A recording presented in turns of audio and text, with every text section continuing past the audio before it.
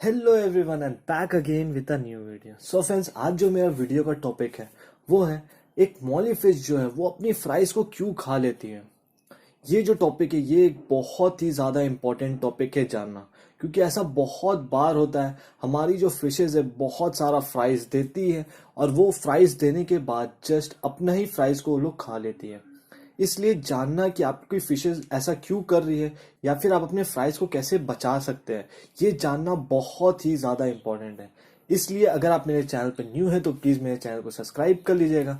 उसके साथ ही साथ नोटिफिकेशन बेल को ऑन रखिएगा, जिससे कि आपको मेरा आने वाला हर वीडियोस का अपडेट मिलता रहे। तो चलिए अब आज का वीडियो शुरू करते हैं। तो चलिए जानते हैं सबसे पहले कि ऐसा एक मॉली फिश या फिर ऐसा एक गप्पी फिश क्यों करती है। ऐसा करने का रीजन बहुत सारा हो सकता है। सबसे पहला जो चीज़ है वो है एक खराब इन्वायरमेंट। अगर आप अपने फिशेस को एक बहुत ही गंदा इन्वायरमेंट प्रोवाइड कीजिएगा, जैसे कि बहुत लोग क्या करते हैं, जो भी फिश बर्थ देने वाली होती है उसको एक छोटे से कप में, एक छोटे से बॉटल में, जग वगैरह में रख देते हैं।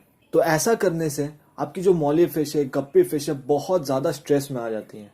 वो लोग का एक टेंडेंसी होता है अपने आप को छुप के रखना, छुपा के रखना, और लास्ट के टाइम पे भी जब एक फिश बर्थ देने वाली होती है तो वो बहुत ज़्यादा छुप के रहती है। लेकिन अगर आप कोई फिश को ऐसे बाहर निकाल के रखिएगा एक जग वगैरह में, तो वैसे टाइम पे फिश का जो स्ट्रेस वो बहुत ज़्यादा रहता है।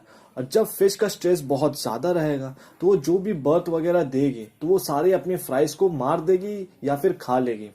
कई कई बार ऐसा भी होता है बर्थ के टाइम पे जब आपकी फिश बहुत ज़्यादा स्ट्रेस में रहती है तो वो टैंक के बाहर जंप कर जाती है। इसलिए कभी भी जो भी फिश आपकी बर्थ देने वाली है उसको कोई भी छोटे से कंटेनर वगैरह में मत रखिए। उसको एक अच्छा बड़ा एनवायरनमेंट प्रोवाइड कीजिए। उसके साथ ही साथ बहुत सारा हाइडिंग प्लेसेस दीजिए। जितना ज़्यादा हाइडिंग प्लेसेस होगा उतना ही आपका जो फ्राइज का बचने का चांस है वो बढ़ जाएगा। ऐसा इसलिए जस्ट बर्थ के बाद में फ्राइज लोगों को बहुत सारा स्पेस मिलेगा अपने आप को छुपाने का, जहां पर वो लोग सब जाके सेफली छुप के रहेंगे। अगर आप कोई भी हाइडिंग प्लेसेस वगैरह नहीं दीजिएगा तो मदर मॉली फिश जो है वो आराम से सबको चेस कर करके बहुत ही इजिली सारे फ्राइज को मार देंगे। और स्टार्टिंग के टाइम पे जस्ट बर्थ के बाद में फ्राइज लोग बहुत ज़्यादा कमज़ोर होती है, लेकिन वही अगर आपकी जो फ्राइज है वो मैक्सिमम 10 डेज तक सर्वाइव कर चुकी है, 10 डेज के बाद तक में फ्राइज जो होता है वो बहुत ज़्यादा एक्टिव हो जाती है। उसके साथ ही साथ 10 डेज में वो बहुत बड़ी भी हो जाती है और इस टाइम तक मदर मॉली फिश जो है वो अपने फ्राइज को नहीं मारती है, नहीं खाती है। इसलिए स्टार्टिंग का 10 डेज में बहुत ज़्यादा हम लोग को टेक केयर करना पड़ता है। जब भी कोई मॉली फिश बर्थ देने वाली होती है तो उस टाइम पे उसका जो स्ट्रेस है वो ऑटोमेटिकली थोड़ा सा बढ़ जाता है। ऐसे टाइम पे आप देखिएगा आपकी जो मॉली फिश है वो कंटिन्यूसली ग्रेवल्स के ऊपर में बैठी रहेगी या फिर टैंक के किसी एक कोने में छुप के रहेगी। जब भी कोई फिश बहुत ज्यादा स्ट्रेस में रहती है तब वो ऐसा बिहेव करती है। इसलिए ऐसे टाइम पे आप कोशिश कीजिएगा अपने टैंक का ज्यादा ब्राइट लाइट वगैरह ऑन नहीं रखने का। अगर बहुत ज्यादा ब्राइट लाइट वगैरह भी रहेगा तो इससे भी फिश का जो स्ट्रेस है उस टाइम पे बहुत ज्यादा बढ़ जाता है। कोशिश कीजिएगा जब बर्थ देने वाली है तो उस टाइम पे अपने टैंक का लाइट्स वगैरह ऑफ रखिएगा। लाइट्स ऑफ रहेगा तो इससे भी फिशेज जो है वो बहुत ज़्यादा अपने आप को सेफ फील करती है और ऐसे टाइम पे भी फिशेज का जो स्ट्रेस है वो कम रहता है। कुछ कुछ ऐसी फिशेज भी होती है जो लोगों को अपना फ्राइज खाने का आदत लग जाता है, जैसे कि आप अभी वीडियो में भी देख रहे हैं। मैं एक मॉली फिश को इस नेट से पकड़ के रखा हूँ और ये अभी जस्ट बर्थ दे रही है। इस फिश का एक बहुत ही गंदा आदत लग चुका है। वो क्या है, वो जस्ट बर्थ के बाद में आप लोग जैसे देख रहे हैं, जैसे ही वो अपनी ही बर्थ देती है वो साथ ही साथ उस फ्राइज को घूम के खा लेती है या फिर उसको मार दे रही है। हर बार ये जो फिश है कभी रात को देती थी, कभी भी ऐसा टाइम पे देती थी जब हम अवेलेबल नहीं रहते थे, लेकिन ये फर्स्ट टाइम ये ऐसा टाइम पे बर्थ दे रही है जिस टाइम पे मैं हूँ। इसलिए मैं सोचा और मैं देख भी रहा था ये क्या करती है। मैं कुछ देर से इसको नोटिस कर रहा था। ये अपनी एक दो फ्राइज को स्टार्टिंग में मार चुकी है और कुछ फ्राइज को वो जस्ट अपने मुंह पे ली है, उसको फिर बाहर फेंकी है, जिसकी वजह से वो फ्राइज भी जो है वो बहुत ही गंदी तरीके से हर्ट हो चुका है।